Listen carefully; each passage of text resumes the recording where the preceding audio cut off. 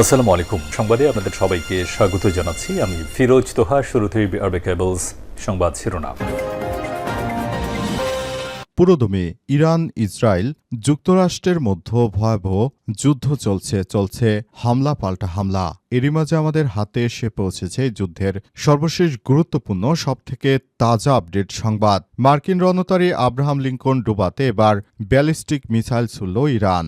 সমুদ্রের দানব হিসেবে খ্যাত মার্কিন যুদ্ধবিমানবাহী রণতরী ইউএসএস আব্রাহাম লিঙ্কন আরব সাগরে অবস্থান করছে। সেখানে ইরান চারটি ব্যালিস্টিক ক্ষেপণাস্ত্র দিয়ে হামলা চালিয়েছে। অবস্থায় সেই যুদ্ধজাহাজ যে কোনো মুহূর্তে ডুবে যেতে পারে, এমনটাই জানিয়েছে ইরান। এরপর জানাবো, শত্রুদের বিরুদ্ধে কঠোর হামলা চলবে, কোনো কথা হবে না, কোনো ছাড় হবে না বললেন ইরানের প্রেসিডেন্ট মাসুদ পেজেশকিয়ান হুঁশিয়ারি দিয়ে বলেছেন, ইসরায়েল ও যুক্তরাষ্ট্রের স্বার্থ সংশ্লিষ্ট স্থাপনায় ইরানের কঠোর থেকে কঠোর হামলা চলবে। খবর আল জাজিরার। এদিকে ইরানের হামলায় সংযুক্ত আরব আমিরাতে এক বাংলাদেশি নিহত হয়েছে। ইসরায়েল ও যুক্তরাষ্ট্রে আজ যৌথভাবে ইরানে হামলা চালানোর পর থেকেই মধ্যপ্রাচ্যে যুক্তরাষ্ট্রের যতগুলো ঘাঁটি রয়েছে সেগুলোতে হামলা চালানো হচ্ছে। এর মধ্যে সংযুক্ত আরব আমিরাতে সবথেকে বেশি হামলা চালানো হচ্ছে। সেখানে 4 জন মারা গেছে এবং 58 জন আহত হয়েছে। এই ঘটনায় এক বাংলাদেশিরও মৃত্যু হয়ে গেছে। এবারে জানাবো, তেলের দাম এক লাফে বেড়েছে 10%। ইরানে যুক্তরাষ্ট্র ও ইসরায়েলের হামলার পর মধ্যপ্রাচ্যে নতুন করে যুদ্ধ পরিস্থিতিতে পড়ায় তেলের দাম হু করে বাড়তে শুরু করেছে। রয়টার্স জানিয়েছে, আজ ওভার দ্য কাউন্টার লেনদেনে ব্রেন্ট ক্রুডের দাম প্রায় 10% বেড়ে ব্যারেল প্রতি প্রায় $80 পৌঁছে গেছে।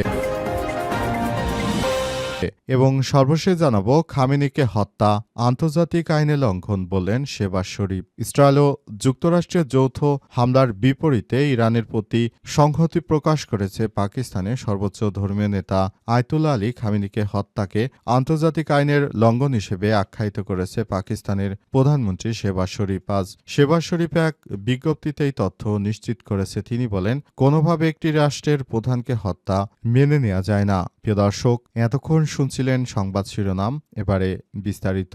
তবে তার আগে বন্ধুরা, অনুরোধ থাকবে এই সংবাদটিতে একটি লাইক দিন। এই চ্যানেলে আপনি নতুন হয়ে থাকলে আমাদের সংবাদটি দেখতে দেখতে চ্যানেলটি সাবস্ক্রাইব করে রাখুন। কমেন্ট করে বন্ধুরা আপনার মূল্যবান মতামত জানিয়ে দিন আপনি বিশ্বের কোন দেশ থেকে বা বাংলাদেশের কোন স্থান থেকে আমাদের সংবাদটি দেখছেন এবং শুনছেন। আর বন্ধুরা, সংবাদটি আপনার সোশ্যাল মিডিয়া ফেসবুকে শেয়ার করে বন্ধুদেরও দেখার সুযোগ করে দিন। ইরান ইসরায়েল যুদ্ধে আপনি কোন দেশকে সমর্থন করেন সেটি কমেন্ট করে আমাদেরকে জানিয়ে দিন। এবারে বিস্তারিত। মার্কিন রণতরী আব্রাহাম লিঙ্কন ডুবাতে ব্যালিস্টিক মিসাইল ছুড়ল ইরান।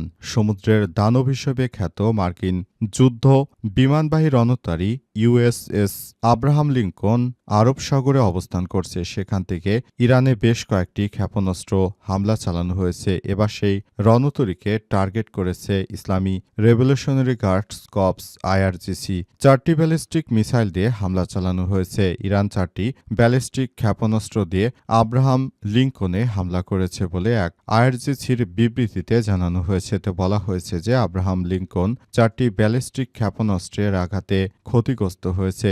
আইআরজিসির জনসংযোগ শাখা থেকে প্রকাশিত এক বিবৃতিতে বলা হয়েছে যে অপারেশন ট্রোপমিস 4 এর অংশ হিসেবে এই পদক্ষেপ নেওয়া হয়েছে।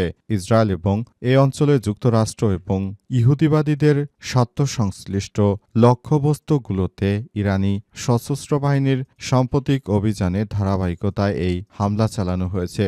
বিপ্লবী বাহিনী স্থানীয় গণমাধ্যমে দেয়া এক বিবৃতিতে সতর্ক করে বলেছে যে স্থল ও সমুদ্রক্রমে সন্ত্রাসী আগ্রাসন বিরোধীদের কবরস্থানে পরিণত হবে।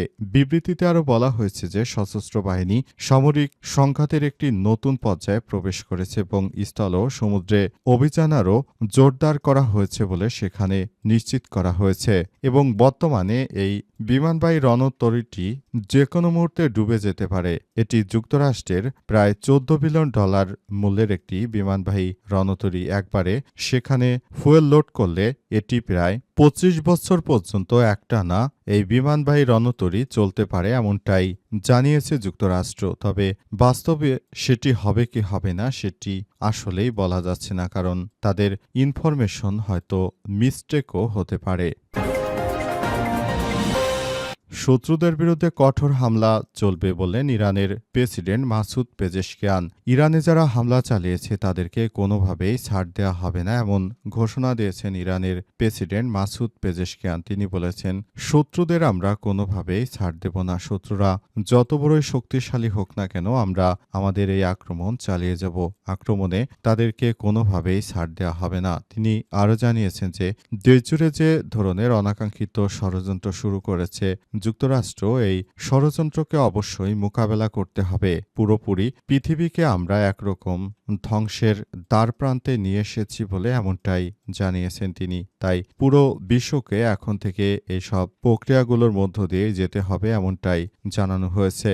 সেখানে আরও বলা হয়েছে যে পুরোপুরি এই প্রক্রিয়াটি অত্যন্ত দুঃখজনক হলেও সত্য যে সবাইকে নিয়ে আমরা একটি সুন্দর ও সমৃদ্ধির একটি ভালো রাষ্ট্র গঠন করতে চাই, কিন্তু মার্কিন যুক্তরাষ্ট্র তার সন্ত্রাসী বাহিনীরা আমাদের উপর যেভাবে হামলা চালিয়েছে, আমাদের নিরীহ নেতাকর্মীদেরকে হত্যা করেছে, এই হত্যার কঠোর থেকে কঠোর জবাব আমরা দেব।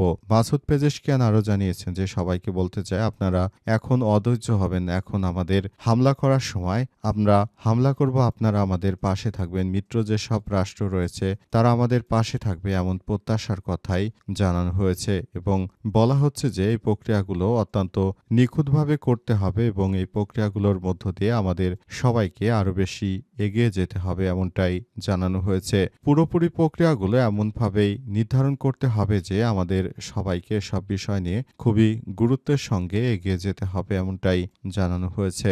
সবাইকে মিলে আমরা একটি সুন্দর ও সমৃদ্ধির একটি ভালো রাষ্ট্র গঠন করতে চাই। আমাদের সঙ্গে কারো শত্রুতা নেই, কিন্তু আমরা যদি আক্রান্ত হই তাহলে এর প্রতিশোধ অবশ্যই আমাদের নিতে হবে। ধ্বংস করে দিব আমরা, আমাদের বিরুদ্ধে যারা ষড়যন্ত্র করছে তাদেরকে ধ্বংস করে দিব, এটাই আমাদের শেষ কথা বলে জানিয়েছেন তিনি। ইরানের হামলায় আমিরাতে বাংলাদেশি নিহত। ইসরায়েল ও যুক্তরাষ্ট্র শনিবার 28শে ফেব্রুয়ারি সকালে যৌথভাবে ইরানে প্রথমে হামলা চালায়। এতে ব্যাপক ক্ষয়ক্ষতি ও হতাহতের তথ্য পাওয়া যায়। ইরান পাল্টাঘাত শুরু করে মধ্যপ্রাচ্যের দেশগুলোতে মার্কিন সামরিক ঘাঁটি লক্ষ্য করে। এতেও ব্যাপক পরিমাণ ক্ষয়ক্ষতি হয়েছে। এদিকে আরব আমিরাতে একজনের নিহতের খবর পাওয়া গেছে। আজ নতুন করে আরও 3 জন নিহত হয়েছে বলে স্থানীয় গণমাধ্যমের খবরে জানা গেছে। এই ঘটনায় 58 জন আহত হয়েছে। আমিরাতের প্রতিরক্ষা মন্ত্রণালয় জানিয়েছে দেশটিতে অন্তত 165টি ইরানি ব্যালিস্টিক মিসাইল শনাক্ত করা হয়েছে। এর মধ্যে ধ্বংস করা হয়েছে 152টি। একই সঙ্গে 2টি ক্রুজ মিসাইল ঠেকানো হয়েছে। এছাড়াও মোট 541টি ইরানি ড্রোন শনাক্ত করা হয়েছে। এর মধ্যে 506টি ঠেকানো সম্ভব হয়েছে, বাকিগুলো আঘাত করেছে। নিহতদের মধ্যে একজন বাংলাদেশি নাগরিক, এছাড়া অপর 2 জনের একজন পাকিস্তান এবং একজন নেপালের নাগরিক বলে জানা গেছে। তারা সবাই সংযুক্ত আরব আমিরাতে ওয়ার্কার হিসেবে কাজ করতেন বলে জানা গেছে এবং তাদের লাশ যথাযথভাবে তাদের নিজ নিজ দেশে পাঠানো হবে, এমনটাই জানিয়েছে সংযুক্ত আরব আমিরাত। তবে সংযুক্ত আরব আমিরাতও চাইছে যে হামলাগুলো যেন আর বেশি বড় আকারে না হয়, হামলাগুলো যেন প্রতিহত করা হয় এবং পুরোপুরি প্রক্রিয়াগুলো সবকিছু দেখভাল করার মধ্য দিয়ে আবার যেন সবকিছু ঠিকঠাক করা হয়, এমনটি প্রক্রিয়ার মধ্য দিয়ে তারা যেতে চাইছে। তবে ইরান আসলে কবে তাদেরকে ছাড় দিবে সে বিষয়টি সম্পর্কে এখন পর্যন্ত জানা যায়নি। তেলের দাম বেড়েছে 1 লাফে 10%। যুক্তরাষ্ট্র, ইসরায়েল ও ইরানের মধ্যে পাল্টাপাল্টি হামলার পর নতুন করে যুদ্ধ পরিস্থিতি পড়ায় তেলের দামে হু হু করে বাড়তে শুরু করেছে। রয়টার্স জানিয়েছে রোববার ওভার দ্য কাউন্টার লেনদেনে ব্রেন্ট ক্রুডের দাম 10% বেড়ে ব্যারেল প্রতি এখন $80 পৌঁছে গেছে। বর্তমান অনিশ্চিত পরিস্থিতিতে দীর্ঘায়িত হলে সোমবার প্রতি ব্যারেল অপরিশোধিত তেলের দাম $100 পর্যন্ত পৌঁছাতে পারে বলে বিশ্লেষকরা ধারণা করছেন। আইসিআইএস-এর জ্বালানি ও রিফাইনিং বিভাগের পরিচালক অজয় পারমা রয়টার্সকে বলেছেন, যে কোনো পারমাণবিক হামলা তেলের দাম বৃদ্ধির সুযোগ করে দেয়। তবে এখানে সবথেকে গুরুত্বপূর্ণ বিষয় হলো হরমুজ প্রণালী বন্ধ হয়ে যাওয়া। বিশ্বের মোট তেলের কনডেনসেট ও পেট্রোলিয়াম পণ্যের প্রায় 20% এবং তরলীকৃত প্রাকৃতিক গ্যাসের প্রায় 30% বেশি এই পথ দিয়ে পরিবহন করা হয়। প্রণালী দিয়ে পরিবহন করা তেলের প্রায় 82% যায় এশিয়ায়, বাকি অংশ ইউরোপে যায়। চীনে মোট এলএনজি আমদানির প্রায় 24% এই পথ দিয়ে যায়। পারমার আরও বলেছেন, বাজার খুললে ব্যারেল প্রতি তেলের দাম $100 কাছাকাছি উঠতে পারে। হরমুজ প্রণালীতে দীর্ঘমেয়াদী অচলাবস্থা দেখা দিলে সেই মাত্রা আরও বেড়ে যেতে পারে বলে এমনটাই নির্দেশনা দেওয়া হয়েছে এবং এই কথাই বলা হয়েছে। তবে শেষ পর্যন্ত কোন দিকে যায় বিষয়টি, সেটি এখন দেখার বিষয়।